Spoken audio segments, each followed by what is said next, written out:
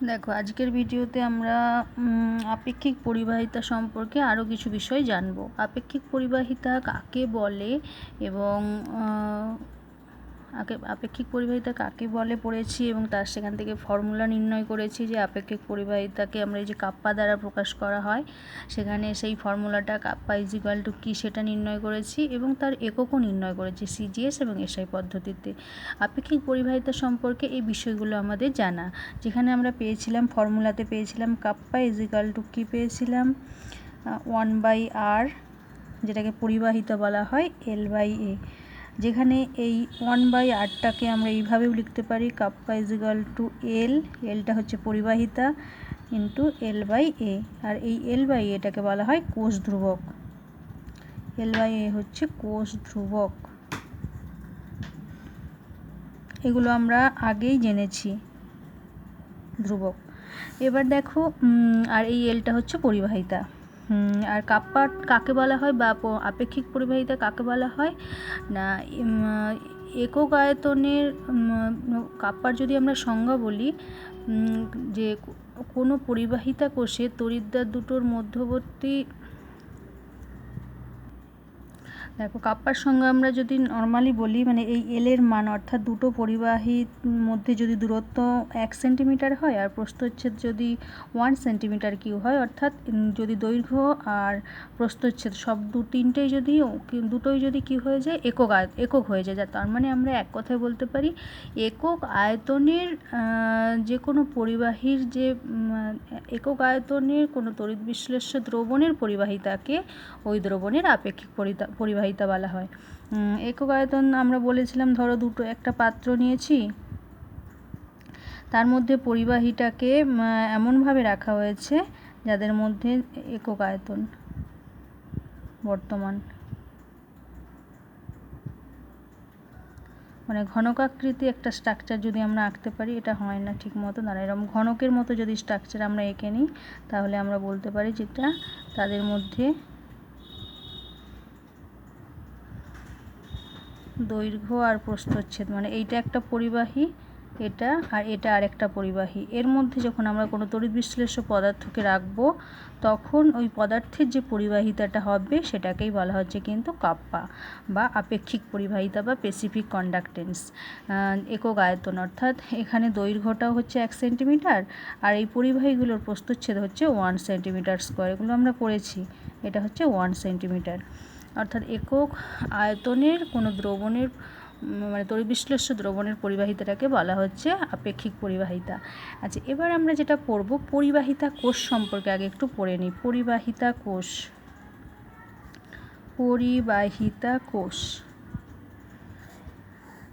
পরিবাহিতা কোষ কাকে বলা হচ্ছে না,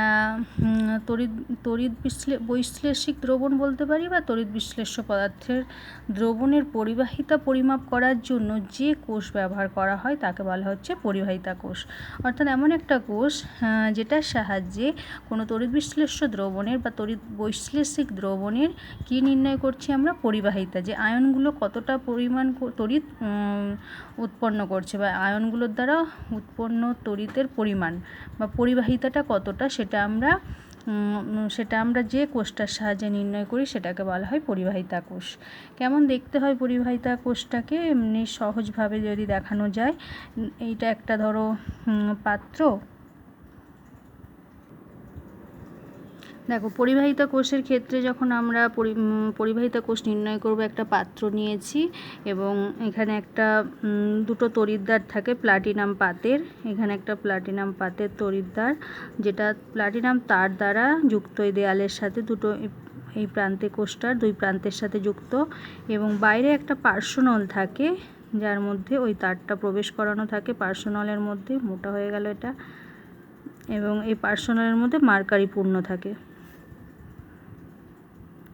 প্লাটিনাম তারটাকে একটা পার্শ্বনলের মধ্যে প্রবেশ করানো থাকে এবং পার্শ্বনলটাই কি থাকে, মার্কারি দ্বারা পূর্ণ থাকে। এবার যেটার আমরা যে তড়িৎ বিশ্লেষ্য পদার্থটা, সেটা যে কোনো হতে পারে, ধরো NaCl বা KCl, যে পদার্থটার আমরা নির্ণয় করতে চাইছি পরিবাহিতা, অর্থাৎ যেটাকে আমরা L দ্বারা প্রকাশ করেছি, পরিবাহিতা নির্ণয় করতে চাইছি, সেটাকে এর মধ্যে দিয়ে এর মধ্যে দিয়ে সেখান থেকে আমরা পরিবাহিতাটা কত সেটা নির্ণয় করতে পারবো। অর্থাৎ প্লাটিনাম, তাহলে এই রকম একটা অ্যারেঞ্জমেন্ট তৈরি করা হয়, মানে এই রকম একটা অ্যারেঞ্জমেন্ট তৈরি করা হয় যার সাহায্যে আমরা কি তড়িৎ বৈশ্লেষিক দ্রবণের পরিবাহিতা নির্ণয় করি, এবং এই কোষটার নাম দেওয়া হয়েছে পরিবাহিতা কোষ। এটা একটু জেনে রাখা, এমনি কোনো ডিটেলস পড়তে হবে না, শুধু পরিবাহিতা কোষটা কী বা কী কাজটা কী সেটা একটু জেনে রাখা এবং আইডিয়া নেওয়া যে আমরা এই যে এলটা বলছি, এই পরিবাহিতাটা সেটা কিভাবে নির্ণয় করা হয় বা কী পদ্ধতিতে আমরা নির্ণয় করি। এইটাই হচ্ছে বিষয়, পরিবাহিতা কোষ। এবার আমরা নেক্সট টপিক পড়ব। এবার দেখো, পরিবাহিতা কোষের যে কোষ ধ্রুবক আমরা নির্ণয় করছি, সেখানে দেখো পরিবাহিতা কোষের কোষ ধ্রুবকের আমরা কি পেয়েছিলাম, কোষ ধ্রুবক ইজ ইকুয়াল টু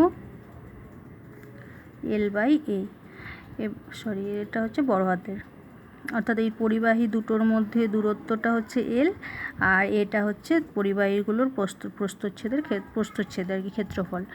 এবার দেখো, এই যে পরিবাহী কোষ ধ্রুবকগুলো নির্ণয় করা হয় পরিবাহিতা কোষের ক্ষেত্রে, সেটা কিন্তু ডাইরেক্টলি নির্ণয় করা যায় না। তাহলে কিভাবে নির্ণয় করতে হয়? পরোক্ষভাবে নির্ণয় করতে হয়। পরোক্ষভাবে মানে এর যে পরিবাহীটা ব্যবহার করা হয় তাই দুটোর মধ্যে অ্যাকচুয়াল দূরত্ব কতটা বা পরিবাহীটার প্রস্থচ্ছেদের ক্ষেত্রফল কতটা, এটা আমরা যত সহজ এখান থেকে বলে দিচ্ছি সেটা কিন্তু সঠিকভাবে নির্ণয় করা যায় না। তাই L/A এই মানটা নির্ণয় করার জন্য কি করা হয় না, একটা নির্দিষ্ট আপেক্ষিক পরিবাহিতা বিশিষ্ট, অর্থাৎ নির্দিষ্ট কে এর মান প্রত্যেকটা পদার্থের ক্ষেত্রে নির্দিষ্ট, এবং নির্দিষ্ট কে এর মান বিশিষ্ট একটা তড়িৎ বিশ্লেষ্যকে এর মধ্যে দেয়া হয়, এবং সেখান থেকে L/A এর মানটা কত সেটা কিন্তু নির্ণয় করা হয়। অর্থাৎ কোষ ধ্রুবক যে দুটো পরিবাহীর মধ্যে সঠিক দূরত্ব কত বা তাদের মধ্যে পরিবাহীগুলোর প্রস্থচ্ছেদ কত সেটা কিন্তু আলাদাভাবে নির্দিষ্টভাবে নির্ণয় করা হয় না।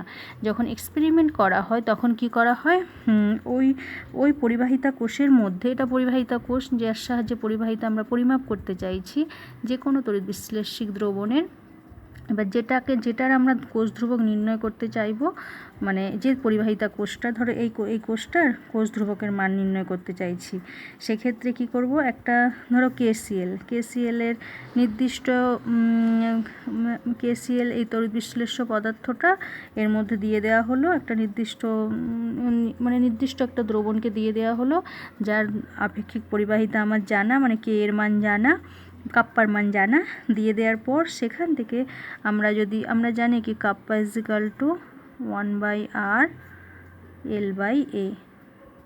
এবার এই পরিবাহিতা কোষের সাহায্যে আর এর মান আমরা খুব সহজেই নির্ণয় করা যায়, রোধের মান।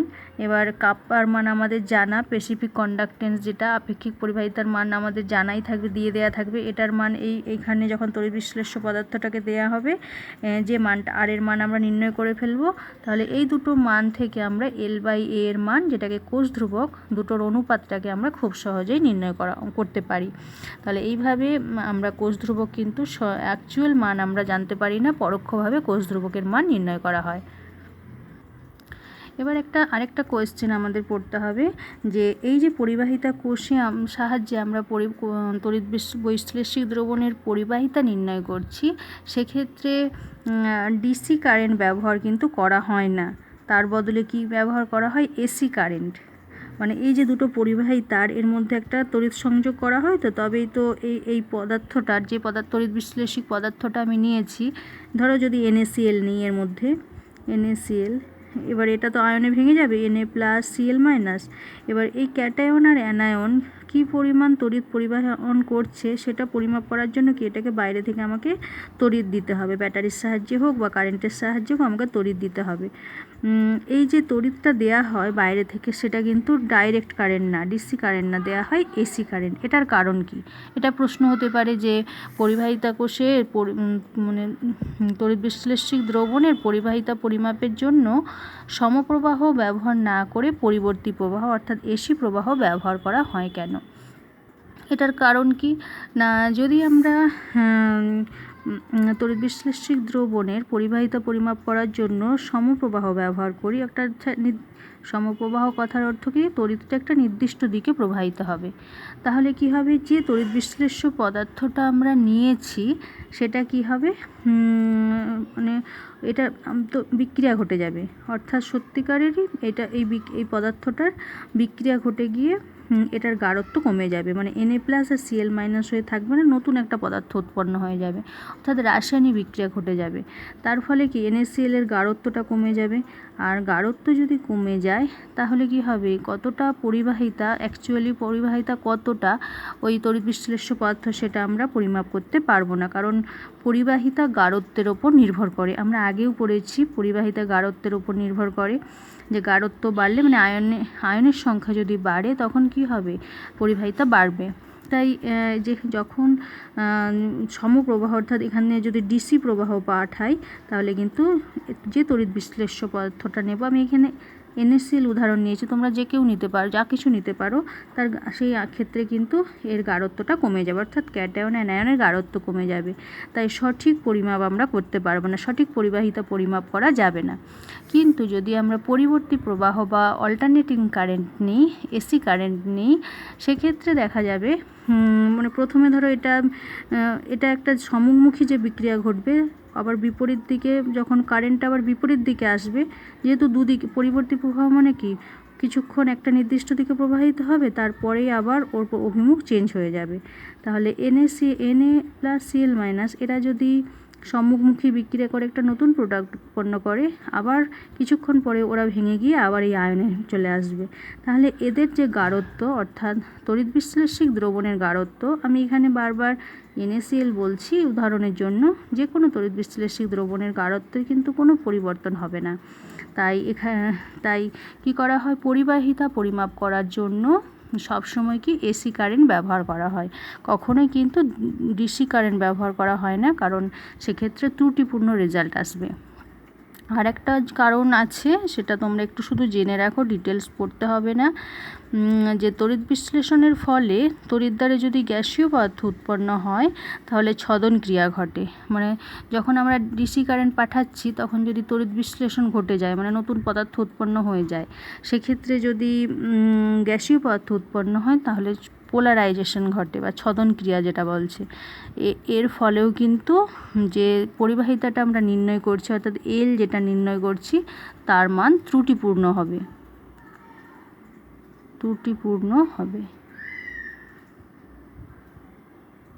যখন আমরা এই ডিসি কারেন্টটা ব্যবহার করব, পরিবাহিতাটার মান কিন্তু ত্রুটিপূর্ণ হবে। এই কারণেই ডিসি ব্যবহার করা হয় না, এসি কারেন্ট ব্যবহার করা হয়। এটা পড়ে রাখবে, তোমাদের পরীক্ষায় আসতে পারে একটা কোয়েশ্চেন হিসেবে।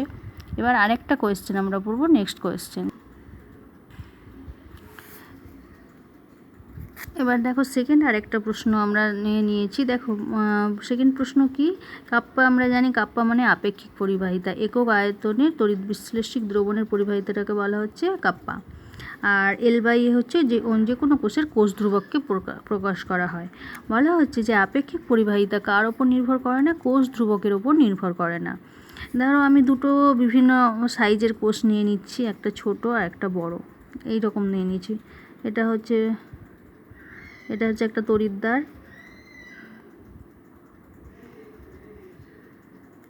আমি বোঝানোর জন্য আঁকছি, মানে এইখানে এই একটা তড়িৎদ্বার, এই একটা তড়িৎদ্বার।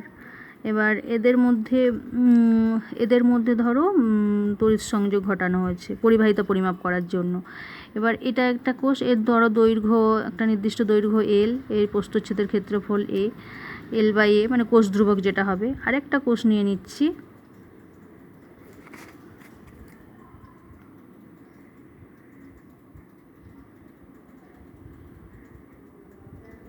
এটা একটা তড়িৎদ্বার, এটা একটা তড়িৎদ্বার। দেখো এখানে দৈর্ঘ্যটা কিন্তু ছোট, এটা যদি আমি L1 বলি, আর এটার প্রস্থচ্ছেদ মানে পরিবাহীগুলোর প্রস্থচ্ছেদ হচ্ছে A1। তার মানে দেখো এখানে এই দৈর্ঘ্যটা বড় L, আর এই প্রস্থচ্ছেদ হচ্ছে পরিবাহীগুলোর প্রস্থচ্ছেদ হচ্ছে A। এবার আমাদের প্রশ্ন বলা হচ্ছে যে এবার এর মধ্যে একই তড়িৎ বিশ্লেষ্য পদার্থ এর মধ্যে ঢালা হচ্ছে, প্রথমে এটার মধ্যে ঢালা হলো, তারপরে এটার মধ্যে ঢালা হলো, ঢেলে আপেক্ষিক পরিবাহিতাটা নির্ণয় করা হচ্ছে। দেখা যাচ্ছে আপেক্ষিক পরিবাহিতা কাপ্পার মান এখানে যখন ঢালা হয়েছিল তড়িৎ বিশ্লেষ্য পদার্থটাকে, সেক্ষেত্রেও আপেক্ষিক পরিবাহিতা যা হচ্ছে, এই ছোট তড়িৎ পরিবাহী কোষটাকে এটার মধ্যে যখন ঢালা হচ্ছে ওই তড়িৎ বিশ্লেষ্য পদার্থ কাপ্পার মান একই হচ্ছে। কেন একই হচ্ছে না, দেখো আমরা কাপ্পা ইজিক্যাল টু কী জানি, বা তো আপেক্ষিক পরিবাহিতা ইজিক্যাল টু কী জানি, 1/r ইন্টু L/A।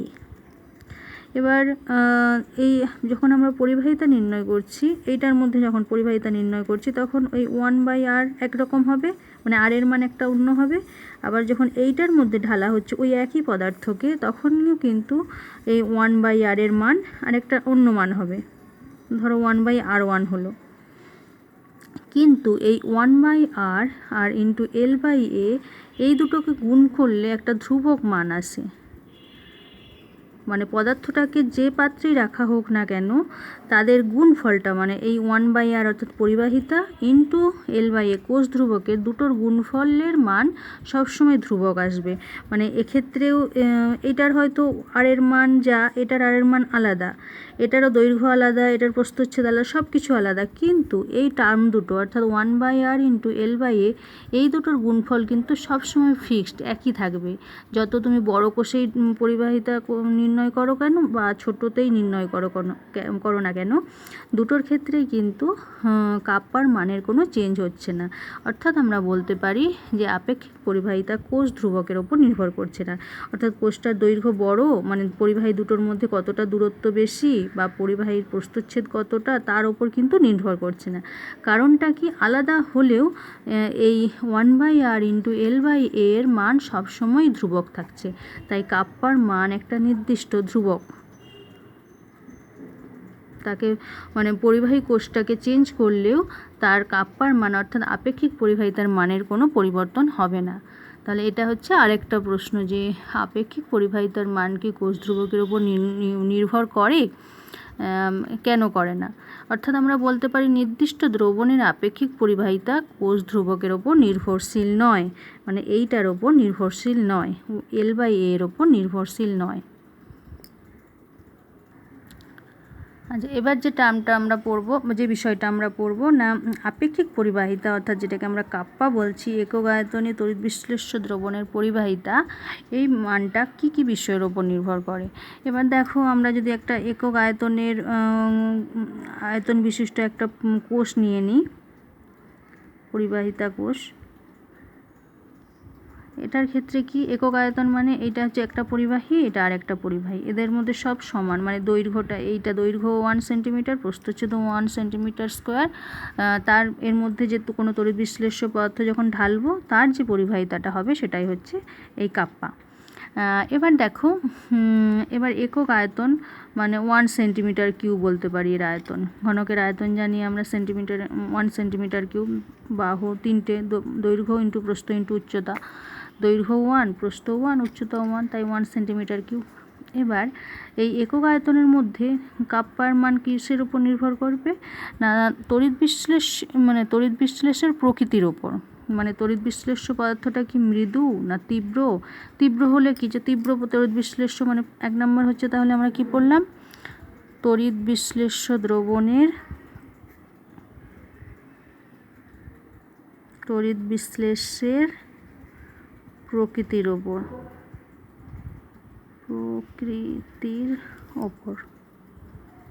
তড়িৎ বিশ্লেষ্যের প্রকৃতির ওপর। অর্থাৎ যেমন তীব্র তড়িৎ বিশ্লেষ্য NaCl, সহজেই সবগুলো আয়ন ভেঙে গিয়ে কি Na+Cl- আয়ন উৎপন্ন করে।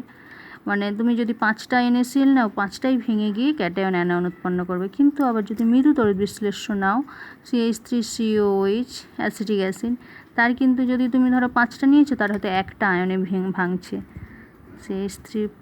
CH3CO- ধরো একটা কি দুটো আয়নে ভাঙছে, বাকিগুলো অ্যাজ ইট ইজ মানে অণু হিসেবেই আছে। তাহলে যত আয়নের সংখ্যা বেশি থাকবে তখন কি হবে, তার পরিবাহিতা বেশি হবে। অর্থাৎ তড়িৎ বিশ্লেষ্যের প্রকৃতির ওপর কিন্তু নির্ভর করছে এই কাপ্পার মানটা। 2 নম্বর হচ্ছে দ্রবণের গাঢ়ত্ব। দ্রবণটা যত গাঢ় হবে, মানে দ্রবণের গাঢ় মানে কি, তাতে আয়নের সংখ্যা বেশি থাকবে, তখনই তার কি হবে, কাপ্পার মান বাড়তে থাকবে। কাপ্পার মান তার মানে কি, আয়নের গাঢ়ত্বের ওপরও নির্ভর করছে, মানে দ্রবণের গাঢ়ত্বের ওপর। 3 নাম্বার কি, তড়িৎ বিশ্লেষে বিয়োজনে উৎপন্ন আয়নগুলির আকার, মানে যেটা আয়নে ভাঙছে তার আকারটা কেমন, ছোট না বড়, তার উপরেও কিন্তু এই কাপ্পার মানটা নির্ভর করছে।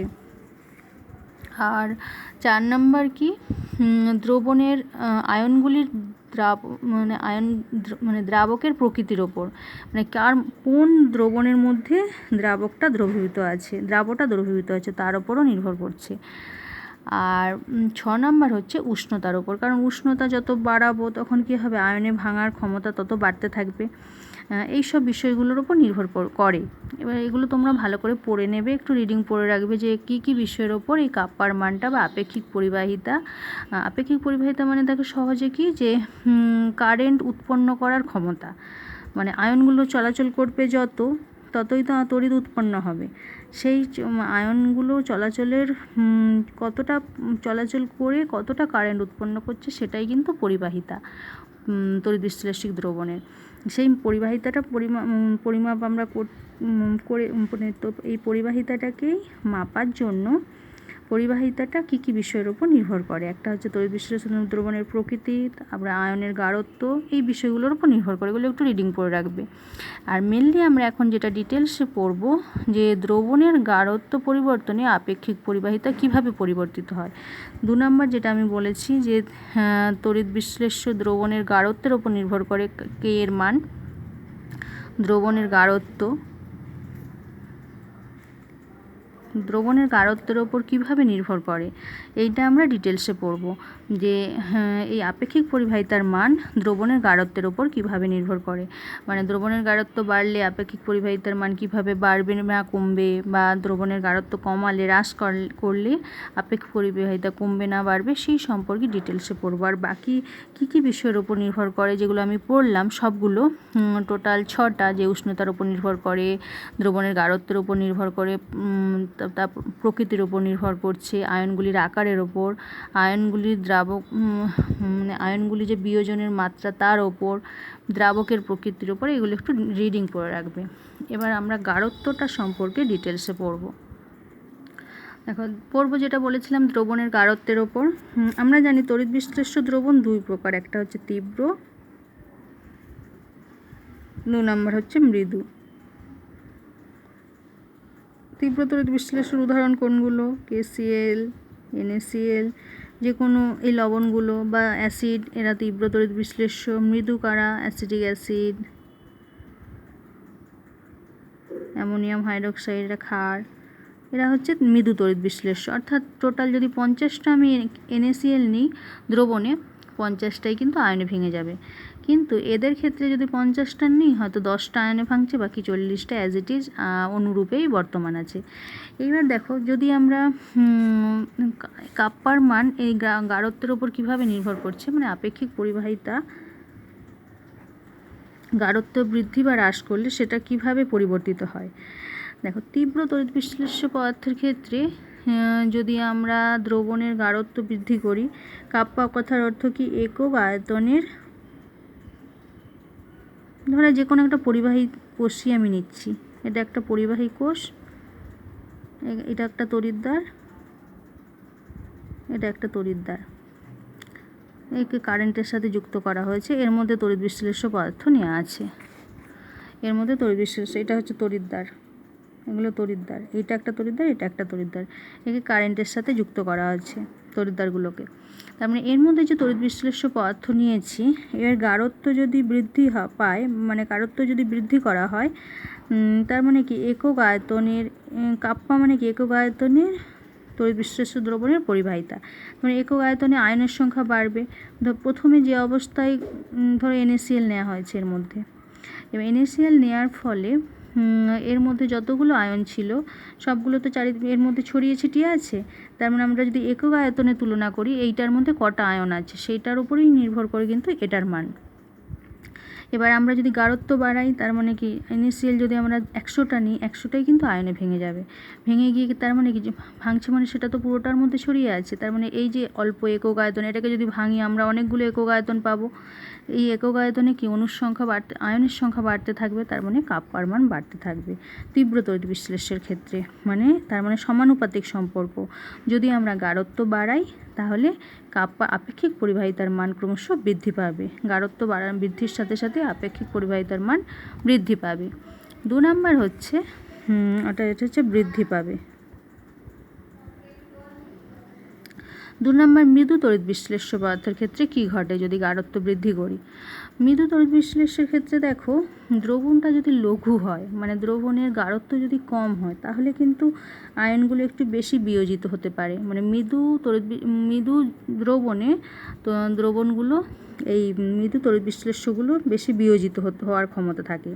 কিন্তু আমরা যখন গাঢ়ত্ব বাড়াচ্ছি তখন কি হচ্ছে, এদের ক্ষেত্রেও হয়তো বিয়োজনের ক্ষমতা একটু হ্রাস পাচ্ছে, অল্প একটু হ্রাস পাচ্ছে, কিন্তু বিয়োজন ক্ষমতা মানে এই ভাঙার, এই যে অ্যাসিটিক অ্যাসিড যে এইভাবে ভাঙছে, CH3CO - H+, এই যে ভাঙছে আয়নে, এই ভাঙার ক্ষমতাটা কোন দ্রবণে বেশ ভালো হয়? লঘু দ্রবণে, মৃদু তড়িৎ বিশ্লেষের ক্ষেত্রে। মানে দ্রবণটা যত লঘু পাতলা হবে তত কিন্তু এই ঘটনাটা ভালো ঘটবে, মানে এই আয়নে ভাঙার ঘটনাটা বেশি হয়, বিয়োজনটা। এবার যখন আমরা গাঢ়ত্ব বাড়াচ্ছি তখন কি দ্রবণটা গাঢ় হয়ে যাচ্ছে, লঘু থাকছে না, তখন কি হবে, এই বিয়োজনটা একটু বাধাপ্রাপ্ত হবে। বিয়োজন কি আগে ধরো 10টা বিয়োজিত হচ্ছিল, এখন হয়তো 8টা, মানে দুটো অণুর বিয়োজন কমে গেল। কিন্তু আমরা দেখতে পাবো যে যেহেতু গাঢ়ত্ব বাড়াচ্ছি, তার মানে কি আয়নের সংখ্যা তো অল্প কিছু, মানে এখানে ধরো 2টো কমলো, আগে 10টা অণু আয়নে ভাঙছিল, এখন 8টা অণু আয়নে ভাঙছে। কিন্তু আমরা এত এর মধ্যে অ্যাসিটিক অ্যাসিড যোগ করেছি, সেটার সেই সংখ্যাটা কিন্তু এই যে 2টো কম হচ্ছে সেটার থেকে অনেকটাই, মানে সেটাকে এটার কোনো ব্যাপার হচ্ছে না। অর্থাৎ আমরা দেখতে পাচ্ছি যে লঘু দ্রবণে যেমন বিয়োজনটা বেশি থাকে, যখন দ্রবণটাকে গাঢ় করছি তখন বিয়োজনটা একটু কম হচ্ছে। আবার উল্টো দিকে গাঢ়ত্ব যেহেতু বাড়াচ্ছি তখন কিন্তু আয়নের সংখ্যা বৃদ্ধি পাচ্ছে, মানে এটার তুলনায়, মানে এটা যটা বিয়োজন কম আছে ও ক্ষেত্রে কিন্তু বৃদ্ধি পাচ্ছে। অর্থাৎ আমরা বলতে পারি লঘু দ্রবণের ক্ষেত্রে, মানে মৃদু তড়িৎ বিশ্লেষের ক্ষেত্রেও যখন আমরা গাঢ়ত্ব বাড়াই তখন কিন্তু কাপ্পার মান, অর্থাৎ একক আয়নের সংখ্যা বৃদ্ধি পাওয়ার জন্য কাপ্পার মান কিন্তু বৃদ্ধি পায়। অর্থাৎ আপেক্ষিক পরিবাহিতা বৃদ্ধি পায় কখন? যদি গাঢ়ত্ব বাড়ে। দুটো ক্ষেত্রে কিন্তু আপেক্ষিক এর মান কিন্তু বৃদ্ধি পাচ্ছে, এটার ক্ষেত্রেও বৃদ্ধি পাচ্ছে, তীব্র তড়িৎ বিশ্লেষের ক্ষেত্রেও বৃদ্ধি পাচ্ছে গাঢ়ত্ব বৃদ্ধি করলে, মৃদু তড়িৎ বিশ্লেষের ক্ষেত্রেও গাঢ়ত্ব বৃদ্ধি করলে বৃদ্ধি পাচ্ছে। এখানে একটু দু রকম এফেক্ট আছে, অপোজিট এফেক্ট। মৃদুর ক্ষেত্রে বিয়োজনটা কম হচ্ছে, কিন্তু যেহেতু আমি গাঢ়ত্ব বাড়িয়ে দিচ্ছি একক আয়তনে অণুর সংখ্যা বাড়ছে, তাই দুটোকে যদি আমরা কম্পেয়ার করি সেক্ষেত্রে দেখা যাবে আয়নের সংখ্যা কিন্তু আগের তুলনায় বেড়ে যায় একক আয়তনের মধ্যে। তাই হোল রেজাল্ট আমরা যদি দেখি, টোটালটাকে ক্যালকুলেট করি, তাহলে কিন্তু এদের ক্ষেত্রেও আপেক্ষিক পরিবাহিতা বৃদ্ধি পায় কখন? গাঢ়ত্ব বৃদ্ধি করলে। এটা হচ্ছে বৃদ্ধির ক্ষেত্রে। এবার উল্টোটা, যদি আমরা গাঢ়ত্ব কমিয়ে দিই, গাঢ়ত্ব কমাবো কিভাবে? যখন যদি আমরা বাইরে থেকে দ্রাবক যোগ করি। আর আগের ক্ষেত্রে গাঢ়ত্ব বাড়াচ্ছিলাম কি করে? তখন আমরা কিন্তু দ্রাবক যোগ করছিলাম, মানে যেটা তড়িৎ বিশ্লেষ্য পদার্থটাকে যোগ করছিলাম। আর গাঢ়ত্বটাকে কমাবো কিভাবে? 2 নাম্বার যেটা, গাঢ়ত্ব যদি হ্রাস করি, গাঢ়ত্ব হ্রাস করছি কিভাবে না, যদি আমরা এর মধ্যে অতিরিক্ত দ্রাবক যোগ করি। তার অতিরিক্ত দ্রাবক যখন যোগ করছি তখন কি হচ্ছে, আয়তনটা বেড়ে যাচ্ছে অনেক। আয়তন বেড়ে যাওয়ার ফলে কি হবে, একক আয়তনের আগে NaCl ধরো যতটা রেখেছিলাম, ধরো 10 গ্রাম NaCl এর মধ্যে দ্রবীভূত ছিল, এই এতটা আয়তনের মধ্যে আগে যে আয়তনটা ছিল।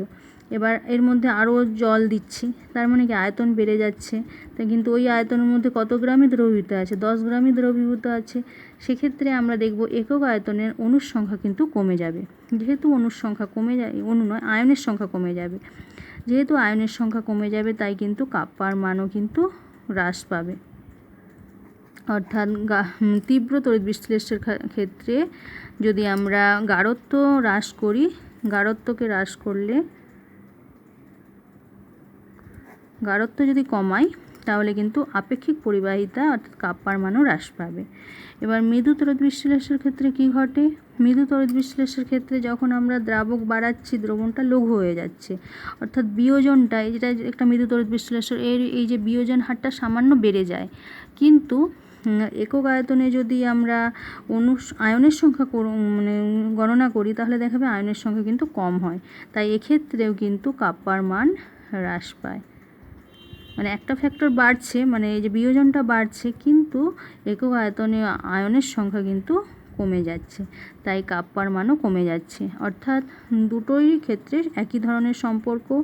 তীব্র তড়িৎ বিশ্লেষের ক্ষেত্রেও গাঢ়ত্ব হ্রাস করলে আপেক্ষিক পরিবাহিতা হ্রাস হয়, আবার মৃদু তড়িৎ বিশ্লেষের ক্ষেত্রেও যদি গাঢ়ত্ব হ্রাস করি আপেক্ষিক পরিবাহিতা অর্থাৎ কাপ্পার মান হ্রাস পায়। এই সম্পর্ক সমানুপাতিক সম্পর্ক উভয়ের মধ্যে। তাহলে এই ছিল পরিবাহিতা সম্পর্কিত সমস্ত রকম বিষয়। এখনও কিছু জিনিস বাকি আছে, যেটা হচ্ছে দ্রবণের মোলার ও তুল্যাঙ্ক পরিবাহিতা। আমরা আপেক্ষিক পরিবাহিতা পড়লাম, এবার নেক্সট ভিডিওতে আমরা পড়ব দ্রবণের মোলার ও তুল্যাঙ্ক পরিবাহিতা সম্পর্কে।